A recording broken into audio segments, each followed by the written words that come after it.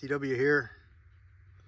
I want to wish everybody a happy, safe Thanksgiving, safe travels, don't eat too much. I don't know if you watch the game anymore, if that's a thing. Do that, enjoy family. Remember, today's a present. I've got a couple of levers out here, as you can see. And I discovered problems with each one of them. Now, I know I can't really show you a whole lot because of YouTube's rules, but I figured I might make a video just bringing you along for the ride. What I've got here is my 375, and everything is fine with it, except I don't like how high the scope is. It doesn't really look that high, but the cut of the stock, if I can get it just a little bit lower, I'd be happy. So I'm going to experiment with that, but that'll be the last one because it doesn't really need to be done. It's just more of I'd like to do it. Now, I did remove the sights from this one, so maybe I'd put them back, and I'm thinking of possibly going with these old Weaver bases that I have. I've shown these in the past on that old Springfield rifle, and what they are is they're tip over mounts. They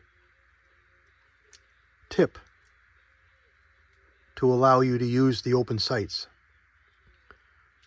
and then they've got a spring steel. When you put them down,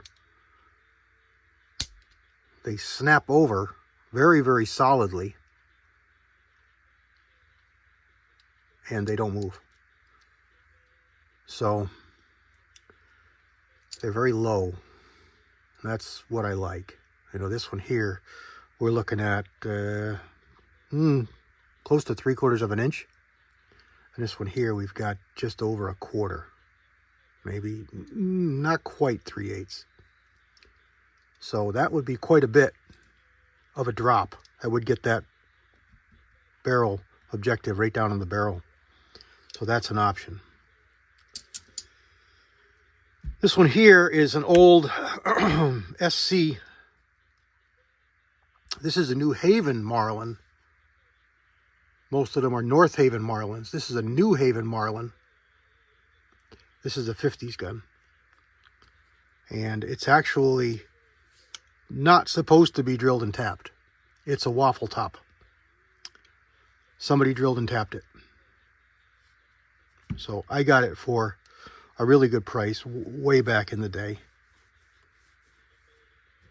because they drilled and tapped it.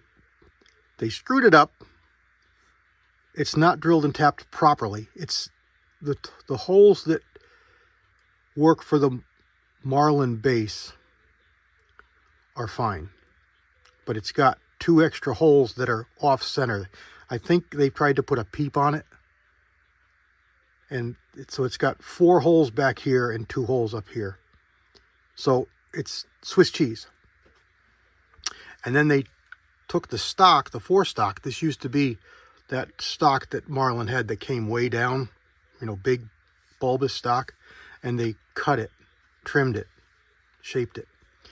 Now, it actually feels really good. I actually love the feel of this stock.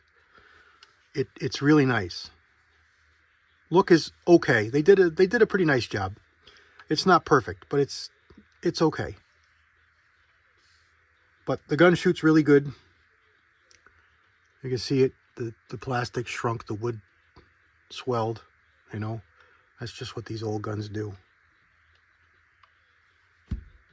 And the problem with this one is the lever won't open. So I don't know what happened here. I am thinking one of 2 things. This is a Leopold, I forget what they called this, but the scope comes right off, so you can use the irons. Now, this does have a front sight, but no rear sight. So I'm going to add a rear sight to this so that I can pull this scope off and use the irons should I need to, because that's what the base does.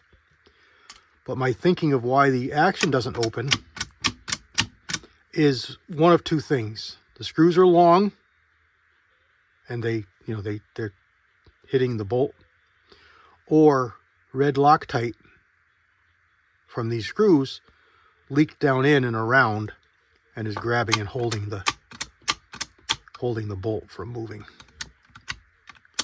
So that's the other thing we're doing on this one. This base is fine, scope is fine. I'm just going to add that rear sight. And this one here, this is an 1894 Classic. You see it right here. And this was a North Haven gun. And this one here, I put some fancier sights on it. It's got a ladder rear sight, and a more traditional front sight. And this one is in caliber 32-20. And it's got some pretty wood. But I added a scope because it's getting hard to see the sights. And although the scope is all the way forward because the receiver is so short, I get a ghost around the scope when I'm down on 1 power. So I gotta pull my head back to be able to use it. So the scope has to go forward. So these mounts aren't gonna work.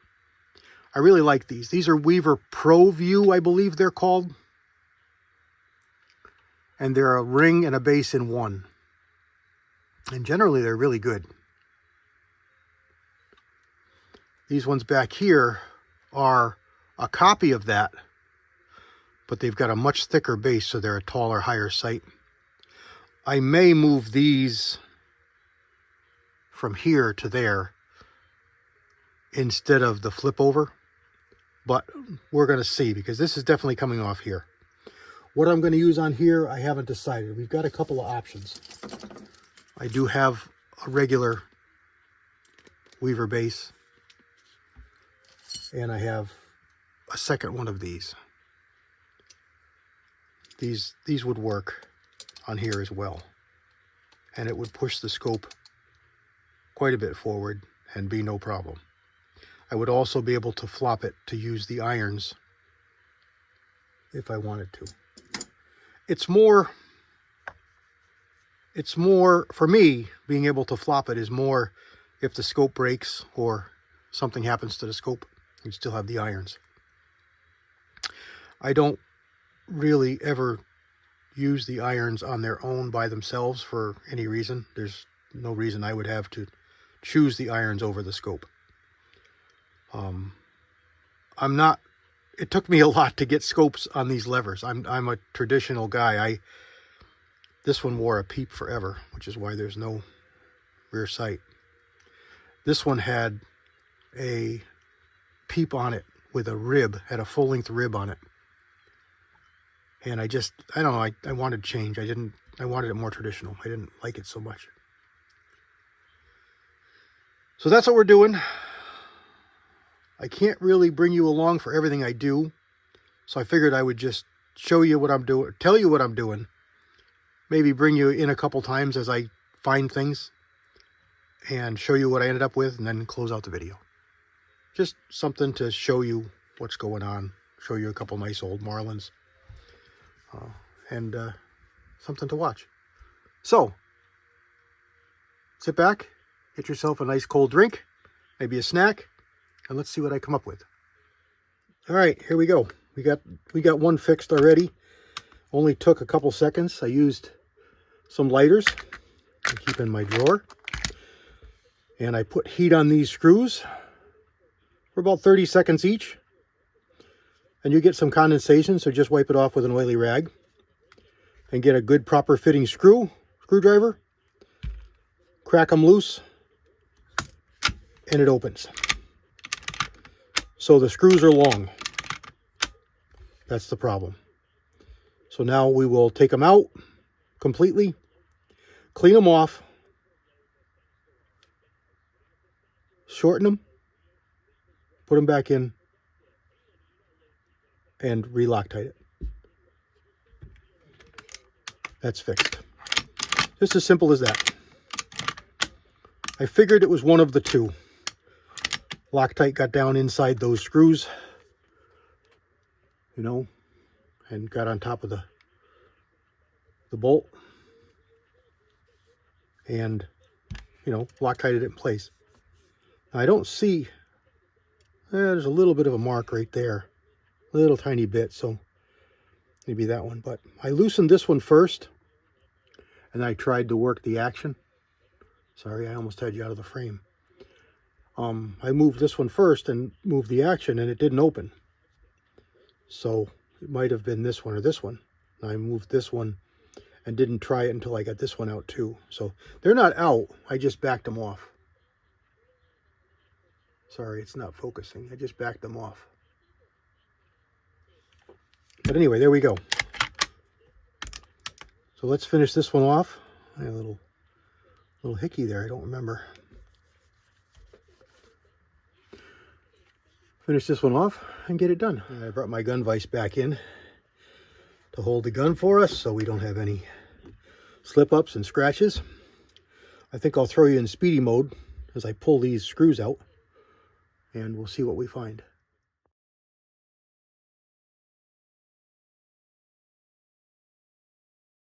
Now let me show you a really handy tool to use for shortening screws.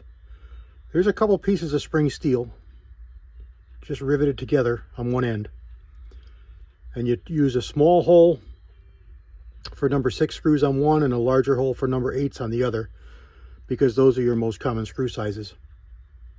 And then you just take your screw, you put it through the appropriate side, and you move your tool over each other. Now you can hold that screw, and you can even apply force. Got a little bit of a bend.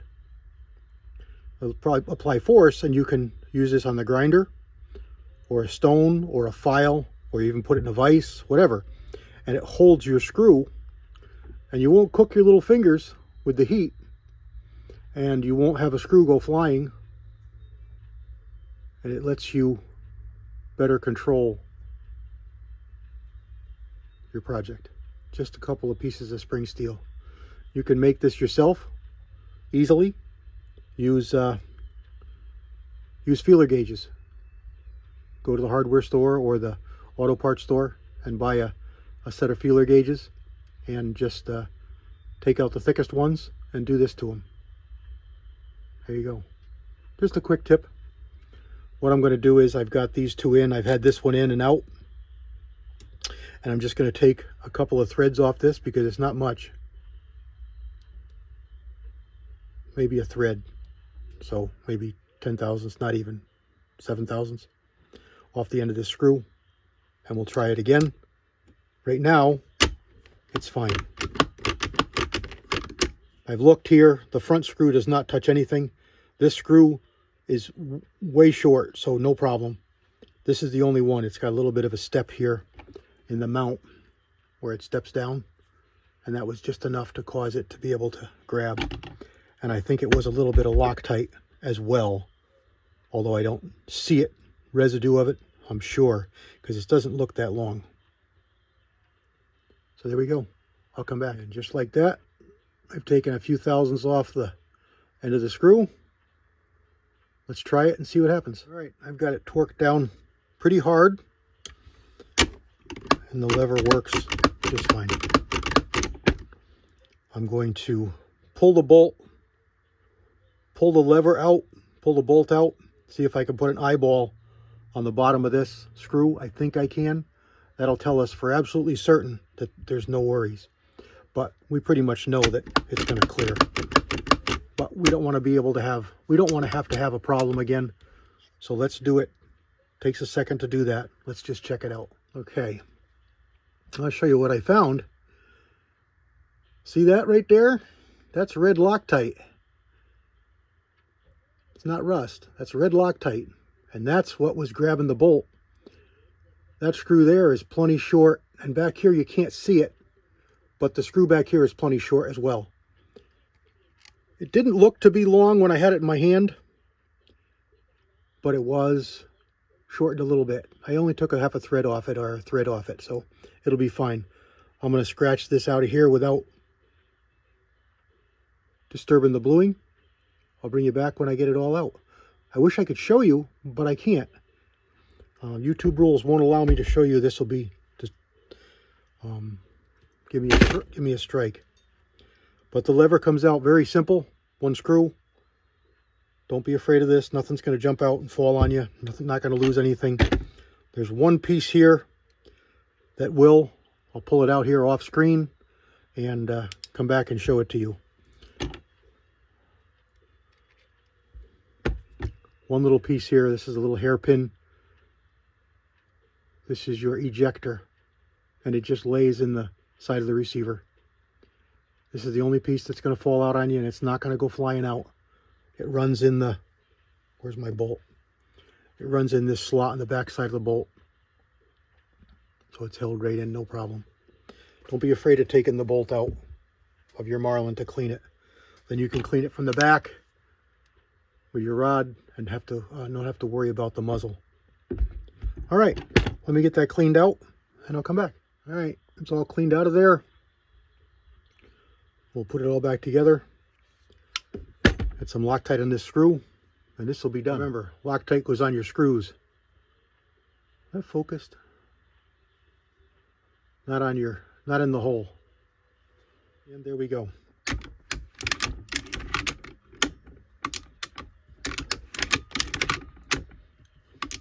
Back together, working fine. All the screws in place. Don't be afraid of red Loctite. I showed you as much as I could. Just a lighter. 30 seconds on the head of that screw and I could break that red Loctite. Don't be afraid of red Loctite. It's not permanent. It's permanent without heat. And it doesn't take an incredible amount of heat. It doesn't ruin anything. Don't be afraid of red Loctite on these action screws for your scope bases.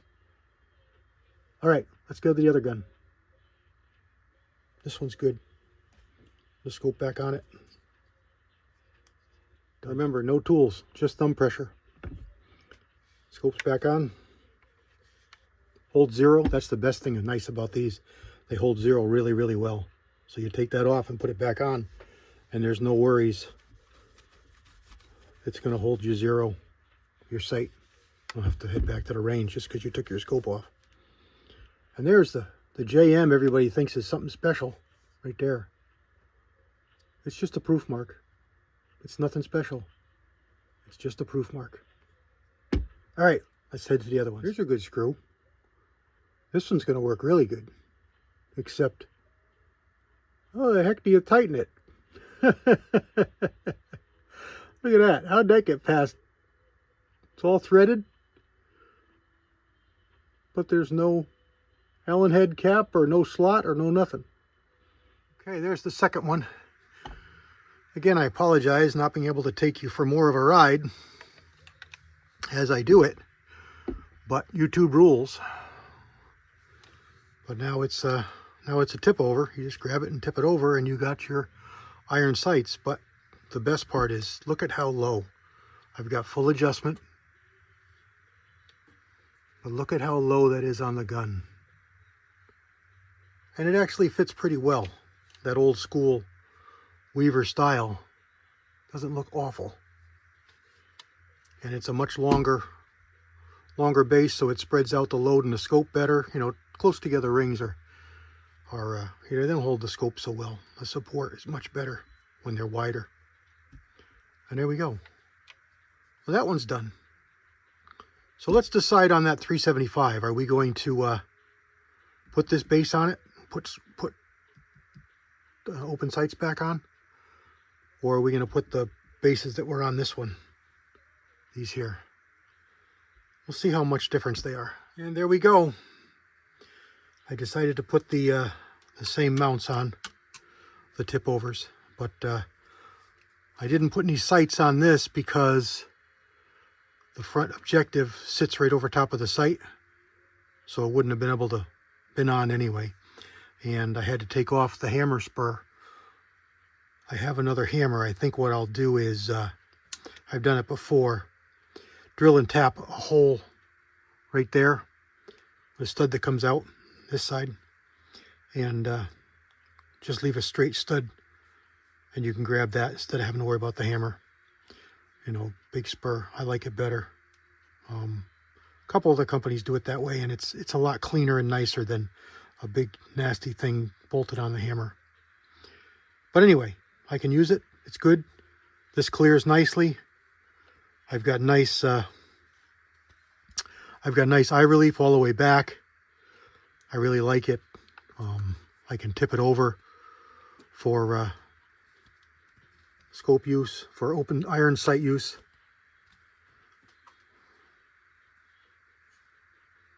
But I don't have to because I'm just utilizing it because it's a nice low base, good solid, traditional looking, fits the gun. I find it strange that this era is specific to the 336, where this one is for 336 or 1894, because these are a shorter receiver. They have a different set of screw holes.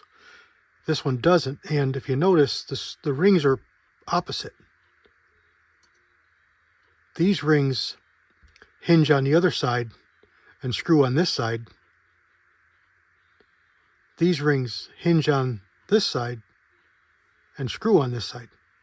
So they screw down on the same side as the hinge, where these screw down on the clip side.